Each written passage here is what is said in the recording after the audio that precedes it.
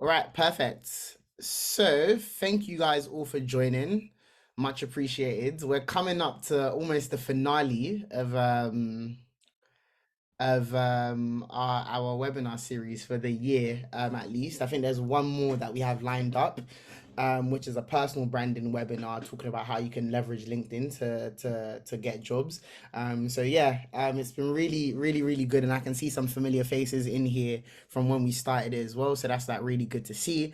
But today's session we're going to be delving into the world of consulting. We know a lot of our members like have a high interest in like navigating consulting, and consulting is such a broad industry of so many different elements to it. So we thought it was only right to bring a seasoned consultant to come and talk to us today about the world of consulting. Um, so before Fumi kind of introduces himself and gets into it, I'll just give you guys a bit of background in terms of Beyond Education and what we do. So as you guys know, we're here to help students access early career opportunities at corporate institutions, and we do this by providing free career resources on our website, career content, professional insights like these webinars, and then also one-to-one support as well. You can sign up at Beyond Education. That's where you get the drop on every single thing that we do if you sign up on our website. Promise we don't spam. We literally only send one email once a week, unless we're kind of like promoting our webinars and stuff like a day before. You can also drop us an email at info@beyondeducation.uk. And clearly, as you can see here, I was probably sleeping because I was supposed to include our socials, but I didn't. Apologies. I know that's not a mistake a consultant would make, but anyways, that's pretty much it in terms of what Beyond Education does. And yeah, I hand it over to Fumi to kind of go into detail about who he is and what we're going to be doing today. Yeah, perfect. Thanks, Stephen. And lovely to meet you all, and happy to be here with you guys. I guess so. Before we go into it, it's a bit of background to who I am. So, 24-year-old Nigerian from South London, specifically around Croydon. I was born here, but Nigerian heritage. So at university, I studied economics and politics. Like both of them, didn't want to pick one, so I just picked both. It was alright actually, didn't mind it too bad. And then also outside of that, I also have my a personal blog website slash Instagram page, mainly more of a blog website now. And it's sort of focused about write blogs around like financial markets, bit of political content, as well as some career advice. Less so now. I think people like Beyond Education are the experts to that. I just stick to my finance blogs, and then it's just my background. So like, I've tried to like work around a bit because I think like many other people here will probably realize that when you're quite young, so we don't really know what we want to do. So I did a bit of consulting background in KPMG, worked in BlackRock, went into management, among a few other in areas like Aon and insurance. And I also, well, I don't know how true this is now anymore, but I play swimming for rugby. I kind of do now. I haven't played in like a month and a half because work and injuries. But yeah, I like to play rugby, which is quite demanding. So I think I'm gonna have to pick between that or the other team. But yeah, that's me, guys. Nice. Very extensive background here, bro. And I'm sure we'll kind of delve into it. I just like the fact that you had to emphasize that you're a Nigerian from South London. Like I just, Yeah, yeah, yeah. That's it's to make people know. it's Well, go on. important that we start off with the fact that I'm Nigerian and I'm from South London. Like, Yeah, I have to. so I have to. any South Londoners and Nigerians, yeah, at least you have common ground. Yeah. Moving on to the next slide, if you want to talk about Fo's perspective and what you do in more detail. Yeah, so I guess talking about first products in more detail from the previous slide. So I mentioned we have a blog website, a blog page, which you can find through our Instagram page. But then we also have like an Instagram page where we specifically focus more on, I guess, providing like bite-sized content in relations to um, career advice and like politics.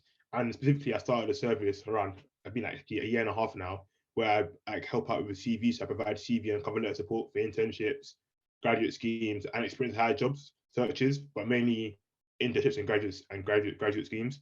And I do it mainly across financial services. So because I have a background in consulting, a bit of asset management background, insurance, and private banking, I feel like those are the areas where I feel like I sort of know how it kind of works. I'm not 100% perfect, so I focus mainly most of my support around there. But I've helped people like in creative industries, so journalism, did I work at the BBC, got someone in marketing, worked for a marketing agency with NFL. So like any CV I can help with. But yeah, that's sort of me. And then provide CV consultations, cover letters, and also especially for like case studies, which you'll see today. Like this is free as well. Like the interview parties, I can like provide one-to-one support. Like can go through a case study, prep for it. That can be consulting or asset management or banking. But yeah, we can do a bit of that. But that's essentially the service I provide. If you want to know more, the details are there. Email me, DM me through Instagram, and then yeah, I will respond from there. Nice, nice. Thank you, bro. And just before we move on as well, guys, we want to make sure that this webinar reaches as much people as possible so that we can continue to do it. So, be sure to kind of, promote on socials, talk about on LinkedIn to give us that public feedback and stuff. It'd really be much appreciated. Again, like we appreciate that you guys like kind of turn up to this like week in, week out, and you're always engaging as well. But it would be good for other people as well to kind of know about it, especially sessions like this that go into a lot of detail as well. So yeah, just be sure to kind of promote it anywhere as well. And I'll also be dropping the link just to like our link tree as well, so you can kind of follow us on socials and get acclimated with like Beyond Education and what we do. But with that being said, if we can just move on to the agenda, bro. Sure. Yeah. So yeah. So today's quick agenda for today's webinar. So I guess throughout this webinar, I'll be touching on these topics. Firstly, what is strategy consulting? I think as Stephen said, it is a bit confusing at times. It's quite broad.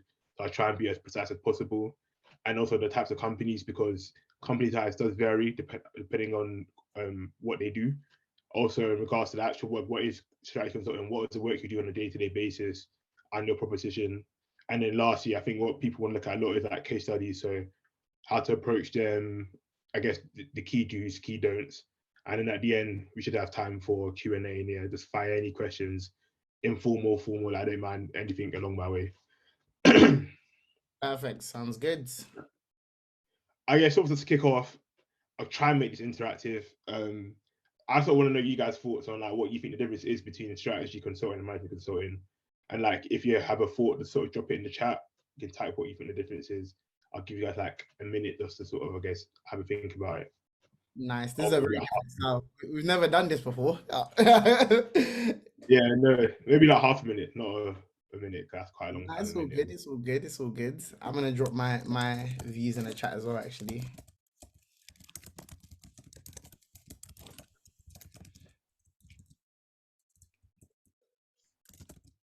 Mm.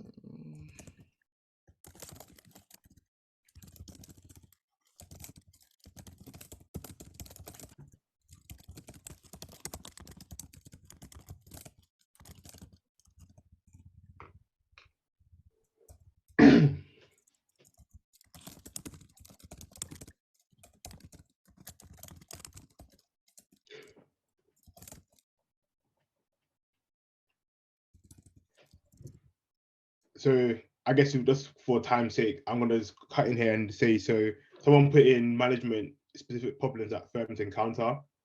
Um, Strategy guides the future vision of a firm. Okay, so more are coming in now. So when I start talking is when they start coming in. Okay, great. Some interesting Okay, things strategy here. consulting advising. Yeah, so it's a niche within management consulting. Okay, I'm more. gonna put my hand up and say I actually don't know the difference, by the way. So, These are good though. Like people are touching on different areas, so these are actually really good. Restructuring management in the workplace. Okay, so like yeah, from what's been written so far, I think what we can see is that people are touching on it. Like you've touched on elements of what they do.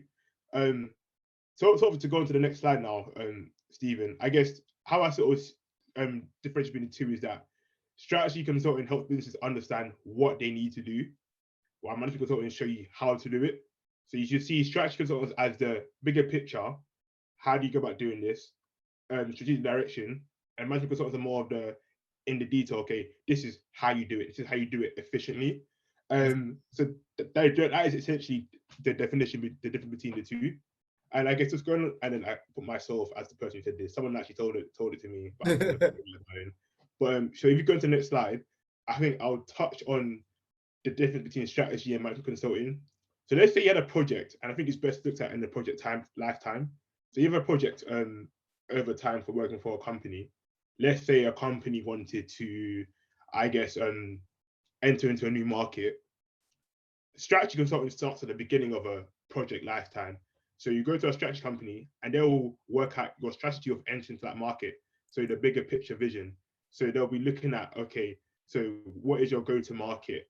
Or actually even before that, what is the market like there? So you want to enter the UK market for selling fruit, random example. A strategy company would find out what is the fruit, how big is the fruit market, how is it segmented, where are the opportunities within the fruit market, finding essentially a strategic lay of the land, and then from there telling you, okay, well, I think you should invest in the apple part of the fruit market where it's most currently valuable and most lucrative, and also maybe invest in the strawberry parts of the market. That's a strategy consultant company will do. They will actually value the strategic direction and I guess the roadmap of where you need to go to. Now, consultant company will come in afterwards and they would focus on, okay, so how do you do this and how do you do this efficiently? So how would you go, let's say, for example, to go into the fruit rather than going in yourself, buy a company that already exists there. So you go and do like an acquisition of, I don't know, a apple maker in the UK fruit market. Now you've done the strategy part of it. You know, you've analyzed the market, you know who to buy. A management consultant will now come in and say, well, this is how you make that company more efficient to, I guess, realize the benefits. So they will go in, they'll look at the organizational design. Is he working efficiently? How can we cut costs? How can we make yourself more efficient with new technology? And so they do the nitty gritty parts of it. So I always say that strategy consultants do all the nice, flashy, big thinking, and the management consultants do all the nitty gritty. Actually, how do you bring this to life? And then on the diagram that I've shown here, I broke it into 4 parts. So you've got strategy consultant at the beginning, which is actually the actual strategy part of it. Then there's in the industry, they call this 3 types of management consulting. There's business transformation, which is I guess transforming a business operationally in regards to a new operating structure. So maybe how your departments are set up, how your people are set up. There's IT implementation. So that's again with implementing new IT, new systems to work more efficiently. And then there's outsourcing, where essentially you will outsource your current, so help you outsource your company's operations to, I don't know, a company in Asia where it'll be a lot cheaper, with cheaper stuff. And I've given examples at the bottom of companies. So your McKinseys of the world, your BCGs, Strategy, and your Bains, they're a strategy consulting. They do all the big picture thinking. Then your KPMGs, your Deloittes, your Mazars, all those sort of companies, they do the business transformation, IT implementation, outsourcing. I guess the issue here is that some companies straddle both. So my company, Accenture, we do strategy consulting and we do management consulting. So a lot of companies now actually start to work across the bigger ones because it makes more sense, I guess financially, to do all parts of the sector. But again, that's what I would say are the key difference between the two, is that one focuses on the what and one focuses on the how. Nice. That makes sense. So I guess it's fair to say that strategy consultants are like the thinkers and then management consultants are the doers, if that makes sense. Yeah. So it's kind of like the strategy consultant will kind of come in and be like, okay, cool, we think you should do it this way and that way. You don't have to do it though, but this is what we think. But then if they do want to go ahead and do it, if the company says, okay, fine, like we'll do it that way, the management consultants would then go in and be like, okay, cool, we can help you do this, right? Is that like a clear distinction? Essentially, yeah. So like I had a perfect example. So in my last place, we were helping a company with a 1-year plan, how they wanted to enter. So it was a gaming company, enter the US market. So we created a 1-year plan in regards to what they need to do every 3 months to do so, in regards to setting up, in regards to hiring new people, the products and stuff. After that 1-year plan was created, they then went to, I can't remember what the management consulting company was called now, but they went to them and that company went about actually showing them, okay, here's how you should set up your departments, here's how you should set up your teams, here's where you should, I guess, focus on regards to your buildings and stuff. And they actually did the actual nitty gritty of actually setting it up. So yeah, that's it. And then I guess next slide, just again to give you a bit of thought process in regards to what a strategy company does, and sort of like where we get to the implementation stage, is that a business will probably have a problem. They will then come to us as a strategy company. And I guess this next steps here are essentially what we do and is what the value we provide.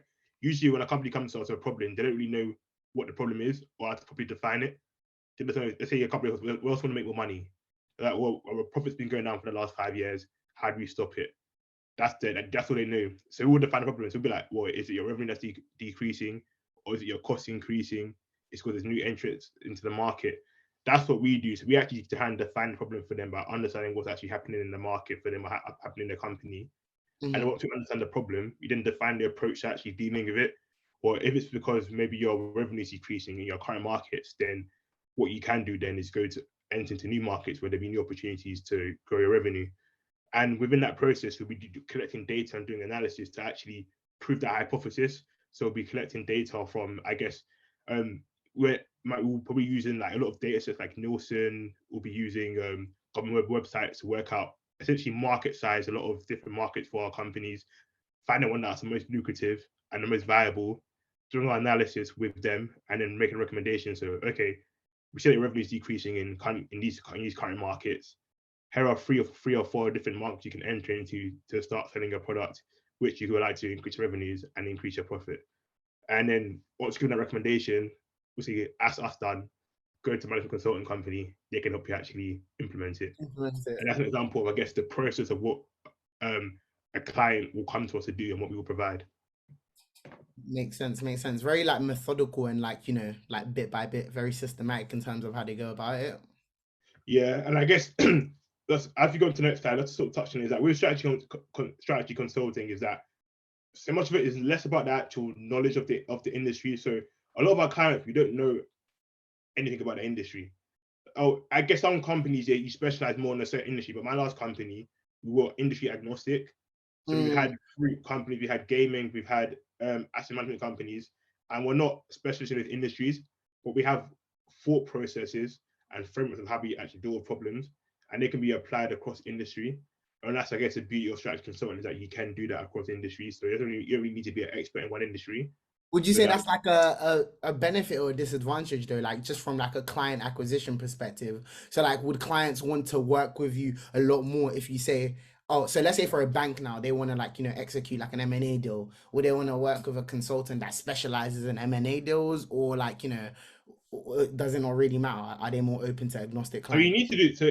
I guess more maybe phrase that better. You need to obviously have an M&A deal background. But let's say there's a banking client, would they prefer a company which has done M&A deals with banking clients or M&A in general? Some may say they may want to go for industry specific. Some may not. I think it depends more on what the client's needs. So when this is probably getting a bit too much into that procurement and actually winning deals. I think if you can sort of show them in your proposal, your approach, how you'll add more value, and also most importantly, how much you're going to cost, because a lot of companies that's the big thing. How much you cost. I don't think it matters. I think also reputation matters as well. So your BCGs of the world, your brains of the world, they've got the reputation of doing these big deals. So again, that plus also the size of the company, because as we're about to go into now about the type of company, depending on how big your client is, they'll prefer going to maybe like a bigger company, like a BCG, or they might go to a boutique company where they might get more of a tailored service. So I guess if you just go to the next slide now. So yeah, looking on now about the different types of strategy consulting companies. If you go on to the next slide now, what we will see is that there's what I call 2 types of consultancy companies. So you have your boutiques, like Cognosis, which is my last company, Alexa, Lippincott, and your large consultancies, McKinsey's, your Strategy and Oliver Wyman's, your Deloitte's. And the key point here is that consultancies come in all shapes and sizes. And when people hear consultant, oh, I want to work at Bain, I want to work at BCG, and I feel like it's really important that you sort of know the difference between big and small companies, because cultures and the work you do varies drastically, and also depending on your personality, one may suit you and one may not. So I guess looking at boutique consultancies, usually, firstly, their clients are usually smaller companies, so they'll be mid-market or the smaller companies that focus on working in just one country. And your large consultancies, their clients will be your mid-market to like your large cap companies, so your multinational companies they'll be working with, working across maybe in 3 or 4 continents, revenue probably over 5 billion, 10 billion. That's your bigger companies will be their client base. And I guess starting with boutique consultants, it's like benefits and downsides. So with benefits, I guess for me the key was having working in both now. My last company was a boutique, and now Accenture is it's like 800,000 people who work there, so it's massive. With boutiques, the benefits firstly is immediate client exposure, because you'll be working in smaller teams. naturally you have to be doing more of the work because it's smaller teams, same amount of work, so you have more responsibility. And also you probably be more likely to be in front of a client a lot more because usually it'll be you, a manager, and a partner. Whereas in the consulting, where I am now, one of my projects I'm working on now, there's 40 of us, and only the MD's getting client exposure. The rest of us are just doing all our parts of the work. So if we're really interested in like client exposure, again, boutique's really good for that. Also, greater skills to take on additional responsibility. So again, when it comes to actually doing work and client work, get to own more parts of it and actually do more and actually shape the actual outcome of a project, because you kind of have to when there's only 3 of you who are on one project. One sec. Sorry, that's my Siri. Also, I guess project variety as well. Boutique consultancies usually don't specialize too much because they work across industry agnostic, so you don't get to work on consulting clients across different industries. Therefore, a lot more variety to your work. You can have a gaming client, you can have a banking client, you can have a consumer goods client. Like, it's a lot more, I guess, variety. Whereas now, for example, my current role, I'm only in financial services, working with insurance, private equity, and banking clients. So it's just those 3. Whereas before I was working across different industries. But at the same time, there's a lot of downsides towards it. So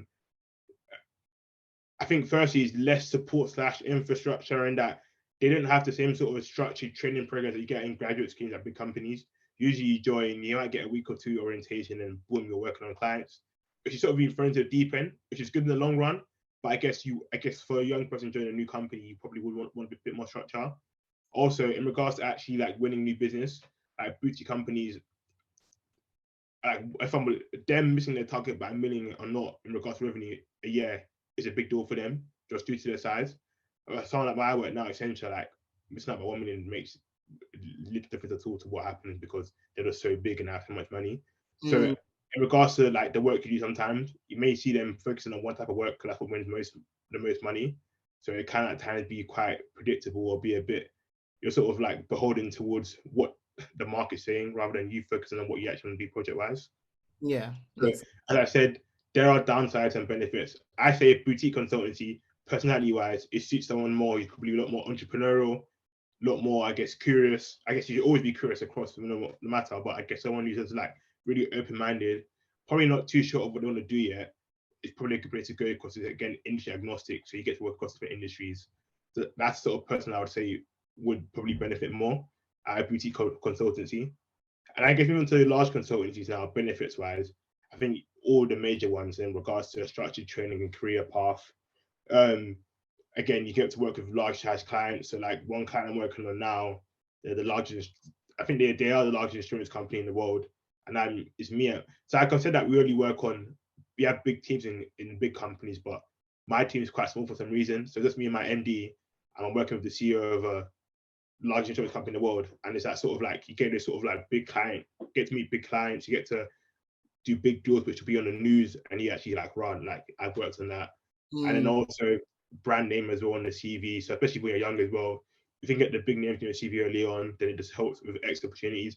But to be fair, saying that now, it's not the be all and end all, because my last company, strategy consulting company, no one's probably heard of them before, and I was still able to get this job. So you don't need to start at a big company to move to big companies. So I might even say that's not even, obviously some matters, but it's not even that important anymore. However, there are downsides. So in the beginning, less client exposure. So because I've come in as an experienced hire, I haven't faced this. But if you're an analyst, we have analysts in our teams, you get 0 client exposure. As an analyst, you're just doing all the dirty work. So anyway that I don't want to do, I would pass to my analyst. I don't do that because I'm a nice person. I know what it's like, but you literally just pass down to the analyst and they'll just be doing all that. And when they're usually grads, and you get for like 2 years before you get promoted to a consultant. So again, you can be quite boring.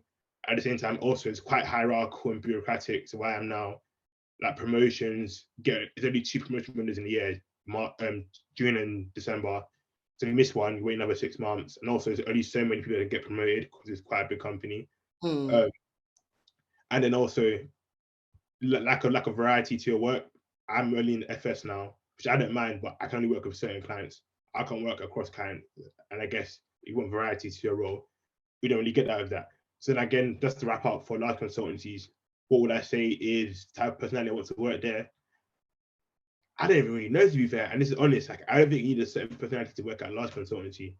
I guess it probably matters more with boutiques in that you need to be more of a certain type of person. But large consultancy, you get quiet people there, you get quite loud people there. I guess you need to be a really good networker in large Yeah, that's consultancies. what I was gonna say. Otherwise, you will just drown in the organization. So you probably need to be a lot more of a go-getter as well, be a lot more out there. Mhm. Whereas a boutique consultancy, even if I say to be entrepreneurial, can get away with not being as much because they all know you by name because there's only 30 of you compared to a thousand plus size company. Makes But sense. those are the two main differences between, I guess, two types of consultant companies. Yeah, thank you for that insight. I guess like the real question really is, what is the money saying between a boutique consultancy and a large consultancy? Because I'm pretty sure that's like a big part of what people want to know. Like, is it beneficial working in a boutique consultancy? Do they pay more? Like, because apparently some of the large companies don't pay that much. So from your perspective, just working in a boutique and working in a large consultancy, what do you see? Honest answer, it depends. Like, depends on like what position you're in, like what type of boutique company you're in. So my last boutique company, so I don't like giving figures, but for example, what I'm earning now here as a consultant. So I was a consultant in my last place. I'm a consultant here as well, but here is more like consultant slash senior consultant. It's weird. So in my current role here, it's been the senior consultant in my last place, but it's only for consultant Mm, here. But okay. what I'm earning now is more than what my managers were earning in my last place, Oh, wow. which is like, so it's like that's Accenture, but you can then go to a KPMG and Deloitte, and I have friends who work there, where you get paid piss poor, I've but you heard. get the name brand, and then Mm, at the same time, you can go to boutique companies where when you're watching your manager and above in a boutique company, you're earning really good money, plus you get equity in the company. So like, I can't even say what. Obviously, naturally, in large consultancies, after a certain level, you'll be earning big money. Yeah, boutique companies the same. I thought it just depends on the company themselves and what area you're working within. It's there's no one rule fits all. I'll be so honest. I'll okay. be yeah. What I might say is, young like the earlier in your career, you probably might earn more in large consultancies, but in boutique consultancies, you move up quicker, and then the You can, higher up you are, yeah, the more you yeah. probably earn. So Okay, then. yeah, Makes sense, makes sense. No, thank we you for got a that. question in the chat. Yeah, we Which can. It's like a question where you have to delve into like a project. So maybe we'll answer that one at the end, if that's all right. okay, right. Not conscious But of just to say quickly though, is that like money is just not important right now. Like I always say to people, like I'm 24, so I graduated 2019. 3 years now, like it's not important. So like when I came out uni, I went to asset management for around a year. Then I moved to insurance, and then I hated insurance, even though I'm doing a bit of insurance now as a consultant. Is mm, funny, but because I hated insurance, I wanted to leave. My last company, which I joined after Aon, I actually went down in salary because I said I'd rather go down in salary and go to someone I actually enjoy. Because in the mm, long run, you'll make more money. So like, for like money isn't important. Like if you enjoy what you do, you'll then be good at it, and then you'll get to a place where they pay you well for something that you're good in. So focus more on like a place where you can actually develop rather than where you get paid more. Because then when you develop, you then get paid the big bucks in the end. So yeah, focus more on like development rather than money early on. yeah, no, that makes sense. That makes sense. I mean, like, I think Warren Buffett was the one that said it. You can either like earn or learn in your job. So, as long as you have one of those, it's fine. Obviously, if they're in the earlier parts of your career, like it's good to always try and learn as much as possible because then that would ultimately lead to earning in the long run. So yeah. Yeah, literally. Um, I guess moving on to the next part now. So, what type of work do strategy consultants do? So, yeah, I think this is like the big question I always get from people is like, what do you actually do? So, I guess firstly, overall, strategy consultants, we help clients grow. Like that's what we do, and now that can be done in a variety of ways. But the key thing is that we help them grow. We help unlock growth. Sounds kind of cheesy, but that's kind of what they do. And that can be done in a variety of ways. So I put 8 on the screen, and there's literally loads more out there. So that can be with market entry. So I use that example quite a lot with helping clients enter new markets and new geographies. So I guess unlock new areas of revenue growth. Value proposition. That's basically a client is like what is our essence? Helping them essentially refine their essence, what they stand for, and essentially what is a USP, and helping them go to market with that.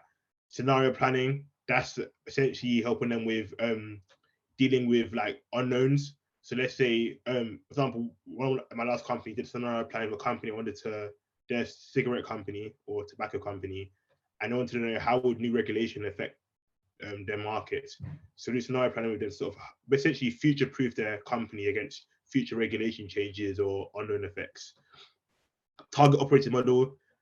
I hate target operating model. It's literally one of the most boring things What does ever. that mean? Because I always see it on every single like strategy consulting description. Target operating model. So essentially, it's like it kind of says itself. So it's helping them create an operating model. When I say operating model, I mean like actual department. So like in your finance department, you will have a head, you will have 4 managers, you have X, Y, Z, but also how department interacts, how your finance department interacts with your tech department, interacts with your So kind of like creating like a whole full-blown company, basically. yeah, so like yeah, just sort of like how your company will be set up to be more efficient. Yeah, it's weird. I can't lie, I haven't done a lot of target operating model in my life. My last place, whenever there's a project on it, I would literally just skedaddle the other way because I just but where I'm now, it's kind of like where I'm now, we're doing a lot of that, and I'm like, I have to learn it basically. I haven't really learned it that well. But so back on track, M&A due diligence, which is like what I love. So essentially, when companies want to buy another company, we all know, I think we must know what M&A is. Obviously, you have your banks who do all the finance part in evaluating companies and striking it, but then also you have your consultants, usually like your BCGs, your Bains on the world. They're really good at this, where the client wants to acquire the target company will come to you and say, strategically, not financially, strategically, is this a good deal? So they'll come to you and essentially we'll look at the company on the buy, the target company, their market. So in their market, where are they placed? Are they a big player? Are they not? The market they're in, is it a growing market or is it a shrinking market in regards to revenue and value? Is there any sort of like upcoming change in that market that may affect the makeup of the market? Regulations as well would affect us. Basically, just like working out in long term, are you going to unlock value, which will give you returns on this deal? So that's it. And then corporate strategy is a big part of strategy consulting. So that's like the big piece in strategy consulting, where from the top, what is your corporate strategy? What's your 5-year plan? Like, we want to get to in 5 years.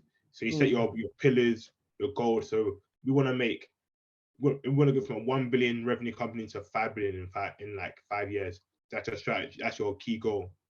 Okay, cool. Pillars. How do you do that? Well, we need to improve our tech capabilities. We need to improve our people skills. We need to invest in renewables. Like you have a pillar. And essentially, what we do is that we build the overarching policy goal, create the pillars, and then we then create your roadmap to actually get to that. So yeah, that's actually a big part. That's quite interesting, quite fun, because usually you'll be working with CEOs, CIOs, CFOs, and like they're big things for companies. And then the last 2, portfolio optimization. Again, I'll be honest, I don't know what that is. I put that there. I've seen it before. It's like it's to do with like selling off companies. If you're in a group of companies, selling them off. Yeah, I think I can kind of take that one, to be honest, because when we worked in private equity, a big part of what we would do sometimes is like basically like asset stripping, so like getting rid of some assets or like selling it to other sponsors, basically, because it just doesn't make sense for us to hold it anymore. So in the context of like portfolio optimization, it sounds like basically just optimizing the portfolio by getting rid of some assets to make sure that it's basically aligned with like the long-term strategy of like what they're holding, kind of thing. So that's why I describe You're it as. perfectly. That's literally it. Yeah, literally it. That's it. Divestitures to make sure that and then comparative research, which is probably the most mundane part of it, but again, it's quite important in that for companies you want to sort of usually with comparative research, it predates stuff like value proposition or corporate strategy. They'll ask you first to do research on your competitors. What are the USPs? What are their strengths, their weaknesses? Where are they based? Are they premium company? Like where are they placed in regards to the market? And once you've done that, then don't ask you to do a value proposition or corporate strategy work for them. But again, these are like the examples of what stuff you'll be doing for clients. But the key thing here is that strategy consultants, what we do is that we help them unlock growth in a variety of ways. But yeah, next slide, please, Stephen. No problem. I think now is when we get onto case studies. Yes. How we did for time, Stephen? That's what I know. We have about 20 minutes more. Okay, cool. So I'll probably get this done in the next 10 minutes and we have questions. So case studies, yeah. So what are they and how to ace them? So I guess, yeah, again, alongside with what do strategy consultants do, I think people always ask me, like, how do you go about dealing with case studies? And like And the funny with case studies is that they seem so daunting, but I think once you understand the premise and I guess the framework for answering them, they become a lot less daunting and actually a lot more enjoyable. I actually enjoyed doing my case studies for this company. I did 2 case studies in my recruitment process. I actually enjoyed them, talking to them about it, because it was less more about how do I find the right answer, more about how can I think this through and talk about it with them. But I guess just going on to the next slide and beginning this section.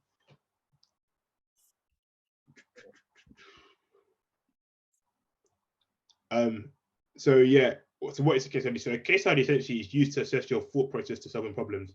With consultants, I think I showed in my previous slide where I had like the framework from a business comes to you, how we define the problem, all the way to implementation. That is a framework. And strategy consultants and consultants, they work in frameworks, they work in reasoning and logic.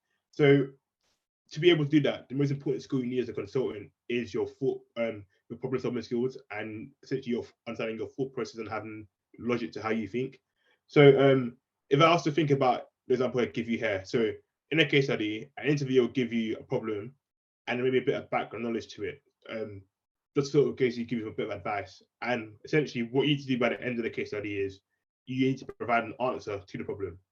But I think if you click it again, Stephen, what you realize is that what happens in the middle between going from the problem to the answer is actually what the key part of the case study is, not the answer. I promise you, they don't give 2 flying monkeys about the answer you give unless it's like really, really wrong. And it's like, how did you get there? But that middle part where you get from problem to answer is what they focus on. And this is where all the magic happens in the case study. I think then going on to the next slide, Stephen, to deal with that middle part, and I've taken this from someone who's worked in Accenture and they gave it to me. So this is not my by the way, guys. I'm just leveraging it. And like there's like in my eyes, a 6-step process or six-step process to having the structure to deal with case studies. And this is it. So first is listen to the case study, clarifying the problem, decomposing it, stating a hypothesis, testing a hypothesis, and summarizing findings. And before I get into that, I'll say that the most important thing when it comes to case studies, and then speaking to my MD now, who's the one that interviewed me, is thinking about they want to understand how you think and why you might get the right answer. If you can't portray to them succinctly and clearly your thought process of how you got from A to B, then there's no point of having the right answer in the end. So the most important part of a case study is having a structure to how you think, and then being able to portray that back to the interviewer. And once you get that done, no matter if your answer is wrong, they don't care. That's it. You've essentially got the case study on point. And now touching on all these parts, I'll just go through quickly. So quickly, what's the next slide, Stephen? The next step, so that's why I sort of know where we are.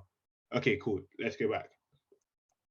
I'm going to quickly go through each 6 steps. And I actually have the actual document for this, guys. So if you want it afterwards, I can give the link to Stephen and he can send it around. So it's actual like 30 deck. It's a 30-page document, but I promise you it's worth it. And it goes through this in more depth and detail. Nice. That's going to be available on our website, guys. So if you click on the link tree in the career resources section, if you sign up to the website, you should have access to all of that and all the other webinars as well, all the slides. So be sure to share that. Sure, perfect. And I guess let's kick off now. So with the case study framework, the first part, I listen to the case study. So to give it to you, the first thing you need to do is to understand what they say. So how do you do this? Like once they give it to me, once they explain it to me, I will then say it back to them, usually in question format to make sure I've understood what they said. And usually I'll be like, they said to me, so it's what you're saying is that A wants to do B, which has D, blah, blah, blah. And they'll be like, yes, that's what I'm saying. So cool, you've not understood the actual problem at hand. So you've listened to the case and you understood it. So that links to the next part, which is clarifying the problem. So let's say, how I'll do this, I will actually give an example here and walk through it here. So let's say company A wants to, it's been decreasing profitability over time. Don't know what's going wrong. Can you help them? So you listen to the case. So what you're saying, probably the issue here is interviewer A, that they having an issue with profitability. Cool. And next part is clarifying the problem. So this is kind of the same as I've listened to the case, but then I take it a step below. So firstly, clarifying the problem. They're having decreased profitability. So it's either they're having the revenues are increasing or their costs are the revenues decreasing or the costs are increasing. Which one could it be? Usually you get a bit more information. You'll find out that maybe they're seeing rising costs. Cool. So you've clarified the problem in that it's rising costs that's causing the decrease in profitability in the company. Now, decomposing the problem, cool. So this is why I always say it's really important in a case study to have a pen and paper and writing it down. Because now when you decompose the problem, you need to sort of, I always say write it down on a piece of paper, so that when you actually say it out afterwards, you can just follow it on a piece of paper of how you've written it out. So then decompose the problem. I have a pen, I have a paper, and I say, cool, decrease in profitability, 2 boxes below, decrease in revenue, increase in costs, tick cross. Okay, so cost is the issue. Decompose the problem next is that what's causing the increase in costs? Is it variable costs or fixed costs? Now you've decomposed the problem and you're thinking about which one could it be. Let's say you find out it's fixed costs because their fixed costs have increased 20% in the last 2 years. So now you know the issue is fixed costs. So that you now decompose the problem by writing it down. And because you've now written it down, when you now relate to the interviewer, you can say that, well, start off, the issue is profitability. There's 2 potential problems here, either decrease in revenues or increase in costs. Following a diagram again, I realize now it's increasing costs, but within costs, it could be variable costs or it could be fixed costs. However, I realize now that it's actually fixed costs due to X, Y, Z. You've now related back to them, showing your thought process because you've written it down. Now, this is why I always say having a pen and paper is really important. And now after stating your hypothesis. So usually you will then say to them, so, okay, I think fixed cost is the issue. How can I deal with it? Maybe let's say find a new provider. I'm just making it up. Say maybe to deal with this rising cost, find a new provider. You say, yeah, at this point here, the reason why there's 2 arrows here is that they'll usually come back to you with a new scenario or throwing a new circumstance, which will maybe impact your thought process, sort of test how you deal with new information. And let's say that, oh, actually, I'm going to have rising fixed costs. Let's say that they've lost out in market share to a competitor in New Zealand. Now that affects the revenue side of the diagram. Now we said that we had decrease in revenues or increase in costs. Or we said increase in costs. This information affects your decrease in revenue. It's really important that you write it out because now you can actually show your own writing out that you can actually amend your diagram so that, okay, so increase in costs, new entrants means that there'll be less sales, so less revenue. So that will also impact your profitability. And then you can go back to them stating that while I said that initially it was increasing fixed costs, new entrants to the market has meant that they've had less sales, which means that they had less revenue, and that's also less profitability. And then you test it again with them, and they say, okay, that's fine.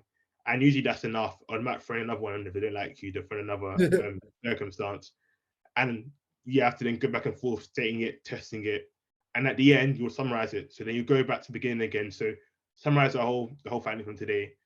Had an initial issue of a company which had profitability issues. We realized that it's come through 2 sections. Firstly, due to decrease in revenues because of new entrants in the market, which is taking their sales, but also due to increased costs, due to increased fixed costs. We have said we can deal with this by firstly dealing with fixed costs by finding a new provider and dealing with new entrants by actually a good example for that. But let's say they just acquire them. That's going to be a solution. This will enable them to deal with that issue and find the outcome. That's essentially a case study I've gone through in like 5 minutes. Usually a lot longer than that. They'll ask a lot more questions, but that's the sort of process following this framework and how you deal with it. And this applies across any sort of questions they have. So it doesn't really matter what it could be. Example I gave here, it could be anything. But if you use this framework here in regards to listening to a case, clarifying the problem first, decomposing it, and I really can't underestimate having a pen and paper to sort of literally write it down. When Stephen adds it to the career resource, in the deck will show you an example of how you can write it down and break it down so that you can follow it and then repeat it relay it back to your interviewer. But essentially, this is like the key case study framework in which one would use when dealing with case studies. Nice. No, thank you for that. It's a very systematic approach, and I appreciate that you've had to condense a lot into 5 minutes, so you had to kind of rush through it. I just put in the chat, guys. Let us know if you want a separate session where we just, go through an actual live case study and try to like figure it out. I'm sure Fumi Yeah, has some time on his hands when he's not too busy, like thinking for companies, or maybe he has like colleagues that can kind of like help us as well. But if that would be really useful, guys, just let us know in the chat and we can kind of sort something out. yeah, because I'm mindful that I've sort of just rushed through that case study framework, and there's some like within each part of it, like I can talk about each one for like a good 10, 15 minutes Mm. and a lot more succinctly as well. So I've rushed through this part. Yeah, this is literally this sort of framework will make you. I don't want to say ace because again anything can happen, but this will put you in good stead for dealing with a case study. Nice, And nice. again, let's go into the next slide now. I like to deal with like, go back one. For that go. So like usually like, there's a lot of misconceptions about case studies. So I've gone through the framework for you, and I feel like people sometimes are not too sure about like what's happening in the case study, like what do you actually need to do to pass the case study, and then there's realities. So I think Stephen, if you go along clicking a few, we'll come up with a few things. So the first one is that the first one I usually see is that there's one right answer or one right approach to a case study. And in reality, if it Stephen, we show is that there's actually several credible approaches and solutions to dealing with it. And there actually isn't one answer to dealing with a case study. And they actually don't want to see one answer. They usually give you questions where there usually is multiple ways for that reason. And that's because the most important part for them is understanding your thinking, not understanding your actual answer. So guys, I promise you, answer in the end isn't important. It's about your thought process and how you relate it back to the interviewer. The next thing that I usually show as well is that interviewers expect you to get to the right answers. I kind of touched on that now. And I guess the fact is that we go along again is that they don't actually really care about your answer. They just want a thoughtful, structured response. If you can relay how you got from A to B, even though B may be wrong, and let's say someone got from A to B and they got B right, but they were so muddled that they're thinking, they couldn't explain how they got from A to B, I promise you they'll choose you over the guy who got the answer right, because understand the process is more important about getting an answer, because someone can get the answer right by accident. But if you have the right process, usually that will mean that 9 times out of 10 you'll get to the right answer in reality.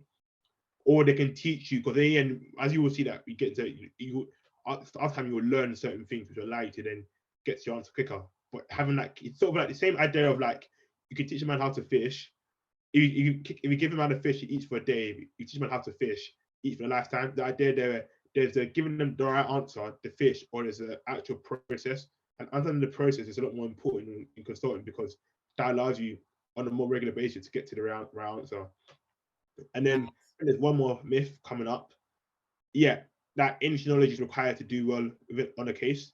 I promise you, like you don't need industry knowledge when it comes to case studies. So if they give it to you about, I don't know, about, for example, farming, for example, and you know nothing about farming, they don't really care about the engine they're using. They just sort of want to know, again, your ability, especially to have be effective in the knowledge that you have, and then make a hypothesis based on sound common sense. So using your logic, using your reasoning and breaking it down, they're focused more on that rather than the actual. So let's say you don't know about apples that much, but if you can give an example or show them in your structure how you've got from. Okay, let's give an example here. So let's say you have a farming market. They want you to show them how you could.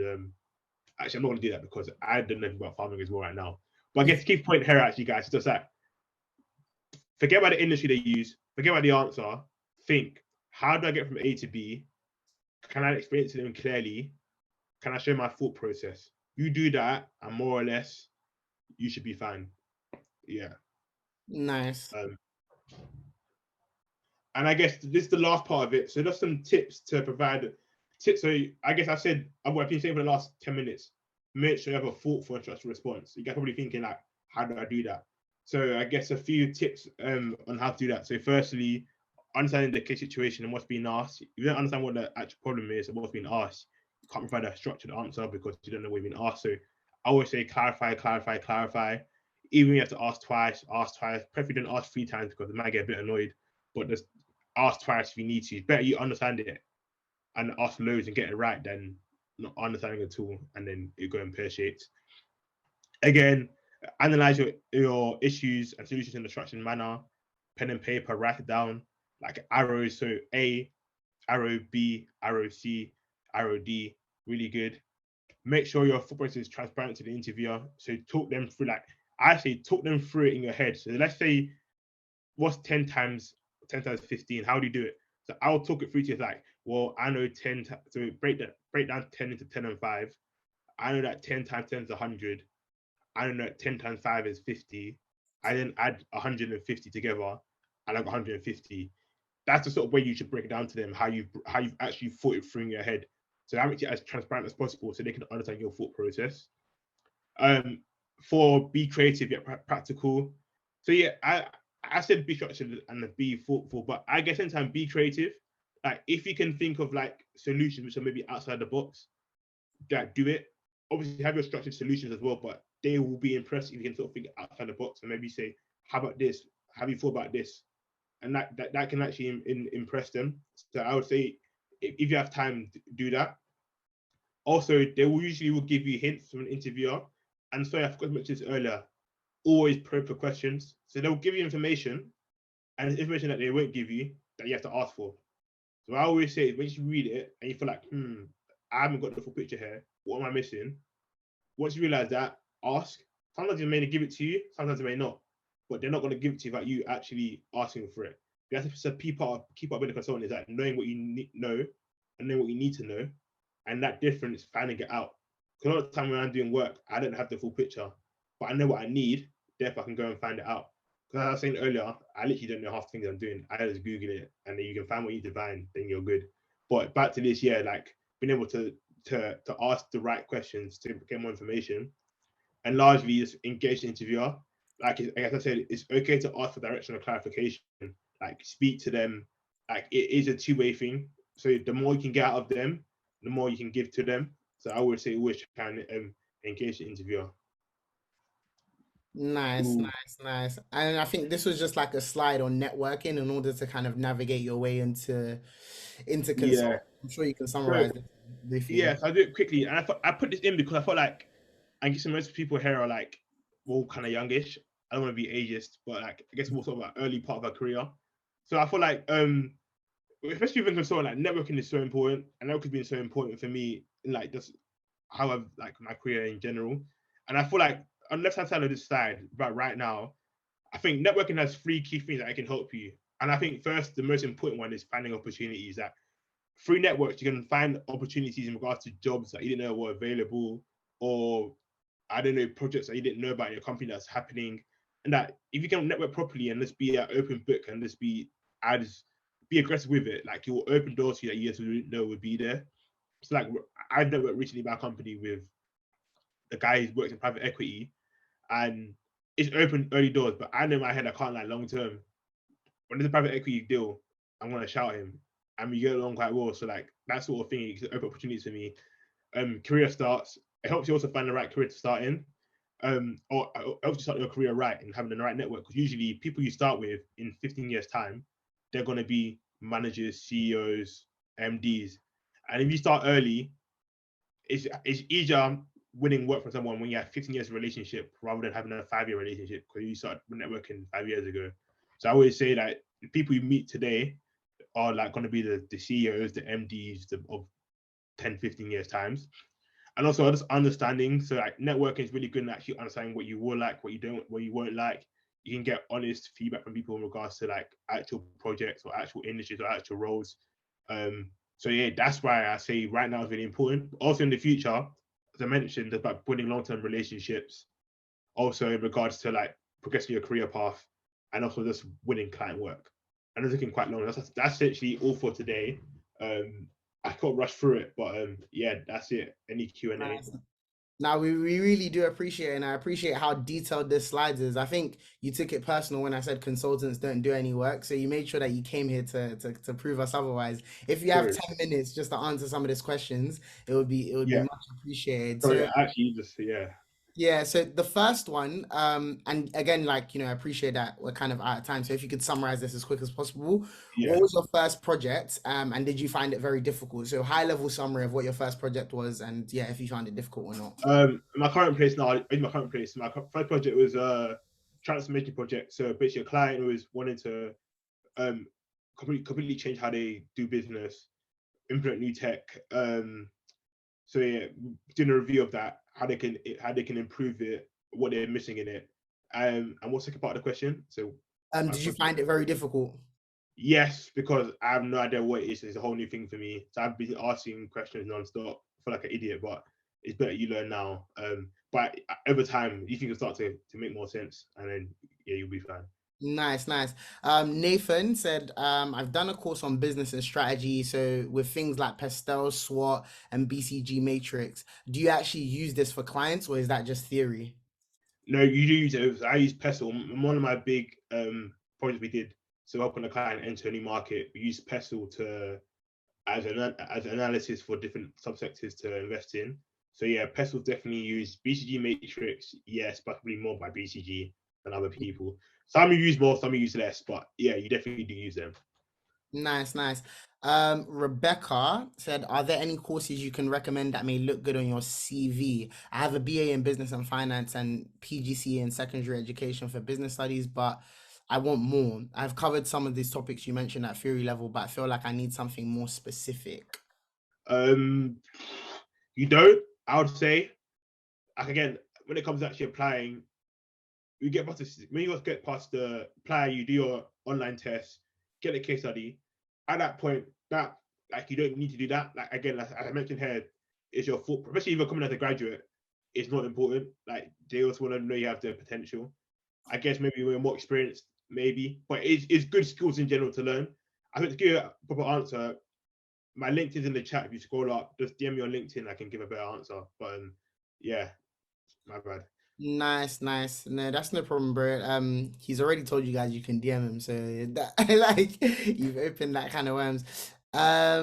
Just scrolling down to more questions. Um, I see you studied psychology at university. How did you transition into consultancy from that? I'm not sure if that's relevant No. to you. Oh, so no, yeah, I did economics and politics. But what I would say is that, guys, I promise you, especially my last place I worked in, the boutique consultancy, people there had studied archaeology, historical studies, geography, civil society. Like they've studied the most the wide variety of subjects. Like it doesn't matter with consulting what you studied. They care more about how you think rather than what you studied at university. So don't let that be an issue. I promise you, they don't care if you did economics or if you did English. No, noted, noted. And I think that was all the questions. But no, this recording will be available. Literally gonna slap it on our website shortly as well. And then also the slides as well should be available on our website on our career suite page. So you should be able to access that. And I think I saw like a flurry of messages saying that you guys wouldn't mind a direct case study session as well. So like hopefully we can kind of get that set up in the new year. And someone asked, do you know where we can find case studies that we can practice? Um, that's a really good point. Not off my head, but actually, again, I'll give it to Stephen, and then he can put it online. But also YouTube, guys. I genuinely mean it. YouTube is a really good place for case studies as well. At writing YouTube case study work through. It might be hard finding a good one, but once you find a good one, like they do the job. And then I have a few, but I don't know off my head what they're called, but I will send them to Okay, wow, the Stephen. questions are really flowing in now. Does consulting involve a lot of physical traveling or mostly work online? Um, depends. Depends on your client. Sometimes if it's like sometimes if you're so some projects you're on client side, some you're not. Yeah, it just depends on your client and what they want from you. Yeah. Noted, noted. What I Uh, would say is strategy consulting, less time on client side, but management consulting, usually a lot more time on client side. yeah, because you're doing implementation, right? And you're actually helping them do Yeah. the work, so it makes sense. Okay, wow, the questions are really flowing. Since Accenture is mainly a tech-focused firm, how techy are some of the projects you work on? Do you need any technical knowledge? Oh boy, this is the perfect question. So yeah, it's funny because essentially started off as an implementation company. Like it was management consulting to the max. Then they started calling out their strategy consulting parts of it. So they now do the whole across the whole board. So they're strategy and management consulting company. Um, and it's answer regards to techie, do you need tech skills? So Mm. a lot of my projects I do now in strategy are tech based. Like there's a lot of tech implementation and a strategy for that. I have very little to none tech knowledge in that regards. Like the company I'm working on now, I know nothing about it. You'll learn it on the job. Like you'll learn half the things you need to learn on the job. So you don't need to be tech focused. Just have a propensity to learn good problem solving skills, and you will learn it on the job. I promise you. Nice, nice. A bit of a personal one. Where do you see yourself in 5 to 8 years' time? Would you like to As remain a perfect year consulting time. or move to a bigger firm? I genuinely don't think you can get bigger than Accenture anyway, because they're literally like 800k people. I don't know, have any colleagues on here, so I don't want to say anything. I'm joking. I don't know. Like 5 to 8 years time, I don't know what I'm doing in the next 2 years, mate. I'll be so honest. I think what I want, I think more in terms of skills I want to learn. So there's certain skills I need to want to learn in the next 3 to 5 years. Like I need to, when it comes to like data analysis skills, like Power BI, being able confident with things like VBA, being able to do a lot more modeling skills. So I focus more on that rather than where I want to be. I do want to do a bit more private key work in the future as well. So like that may be on my mind. But like I feel like I'm at a point I'm 24. I just want to sort of like develop my. I feel like pre 26, 27 is just more importantly focusing on your Skill. skills. Then after when you hit your 30s, you then look about okay, cool. I want to work here, manage your hair for money and stuff. So yeah, Makes sense, makes sense. I'm just trying to survive, guys. That's my next goal. No, it makes sense, makes sense. 4 more minutes. Let's just bang out some of these questions. What are some of the key skills you've gained in previous roles that has helped you now? Or what skill do you wish you had developed well? So I think you mentioned the data analytical skills and kind of like, modeling and stuff. But I guess, yeah, what are some of the key skills that allowed you to kind of get into consulting, especially because you've kind of bounced around industries, right? So how are you even able to break into Cognosis? Uh, Yeah. that's off. And it's funny because I think this is probably my USP for like my last role and this role is that I purposely wanted to get work experience across different industries. So I worked in asset management, in consulting, private banking, insurance, just so I firstly to know what I like, what I didn't like. I don't work to what I didn't like, but also each industry you'll probably need specific skills for that industry, which you may not need in other industries. So working Mm, across industries, you'll then develop a wide variety or wide assortment of skills. And I think with consulting as well, what they like that variety because it's just like okay, you're probably good with numbers, you're mhm, good with the people skills. So like for example, to give you an actual example, so let's say when I was at BlackRock, a lot of like financial skills there, a lot of non-numerical skills you needed there. So that helped me there. KPMG, a lot of like people skills, so presenting PowerPoint decks, creating mm, PowerPoint decks, market research. I did a bit of insurance. I can't lie, skills wise, I don't think I learned any skills there. But it just gives you industry knowledge that helped me. I guess you need good people skills, but it was during the pandemic, so I didn't learn mm, jack all there. So like yeah, you learn a variety of schools. So I always say don't take having a variety of work experience as a bad thing. Like working in different industries, see it mm. as a plus rather than a negative. It means that you're a well-rounded individual rather than being stuck in one industry, which isn't a bad thing in itself. Got you, got you. 2 more minutes, guys. Let's bang out these questions. So someone said, what are the key skills? I think we kind of covered that. How did you market your skills? We covered that. So What? key skills actually give you kind of an answer properly. So key skills I always say is problem solving skills, number one. Number two, I think key skills is you'll learn on job as your presentation skills. You're making PowerPoint decks for a living in consulting, and that's actually all you do. Yeah, So being that's able to why make your presentation is so good. that, so and within that attention to detail, so formatting, typos, all that right. Thirdly, I would say curiosity. You need to be able to be proactive in this industry, especially when you have a little limited knowledge, finding out more. And then lastly, I would say within there as well is just your people skills. You present a lot as well. If you're a good presenter, you can sort of like waffle to clients and they'll love you. Yeah, I'll say the four key Nice. skills. What are the biggest challenges day-to-day work? Summarize, like quick thing. Um, Biggest challenges not knowing what I'm doing. So like my new role, a lot of it like a lot of the skills because obviously essentially it's quite techy. I haven't done before. I was like pure strategy, and here it's still pure strategy plus tech. So like Mm, I'm happy to learn a lot more tech stuff. Just trying to actually understand it. But I guess because I've got a strategy background, I can sort of like think through it and just like work it out. But that I'm learning a lot. Also, big like it's a big company, so I'm sort of like not lost in it, but like I'm just trying to find my feet. I haven't been there that long. Um, and then just food. Like when I'm at home, I'm always just like, what am I going to eat for lunch and dinner? I literally have to think. fair enough. Someone said, how Yeah. did you stand out in assessment centers? But I don't think you did that for this role, did you? No. So this one, my last one, yeah, I did an in-person one. My last company had a case study. For Cognosis. Yeah. So like it was like 10 of us there. I always say, if a case study, how you stand out with that one is again just doing well with it. So thoughtful structured answers. Your one-to-one interview, I would say try and before you even get into it, try and strike a conversation with them. Try and Mhm. find a common ground. If you're having our interview, one-on-one interviews, focus more on like a conversation rather than question and answer, or like you forget about the time. I promise you, you'll do well. At my one, we spent half of it talking about rugby, not everybody talking about the thing. Mm. And then with the group interview, people most of them know about. I always say number one, don't be overbearing. Like don't try and hold the conversation. Number two, make sure you still get your points across. But number three, really, really important, always try and bring other people into the conversation. So there's two people there who aren't really talking.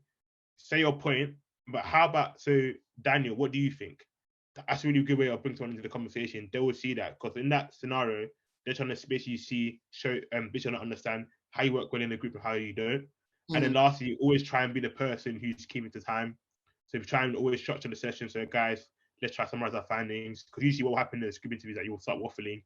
You have 10 minutes, you use 9 minutes of it talking, and 1 minute left to present. So yeah, being on top of the time. But yeah, third point is really important about bring people into the conversation.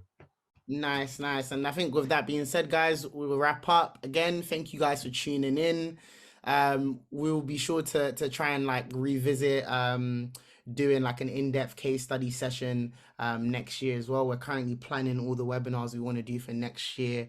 So yeah, like thank you guys for joining, and honestly, like for me, thank you so much for taking the time out to educate us today. I found it really insightful. All the materials will be available online. As I said, guys, be sure to share across your social media, talk about the webinars, talk about what you liked about it, talk about what you didn't like about it. It really helps us and just like helps us with our reach as well. And yeah, with that being said, we'll call it, guys. No, it's great meeting you all, guys. And if it feels awful, we can blame me not being educated. I know I'm bad, but yeah. Nah, man, it's all good. It's all good. We enjoyed it, man. We enjoyed it. So yeah, no, that's all good. It's all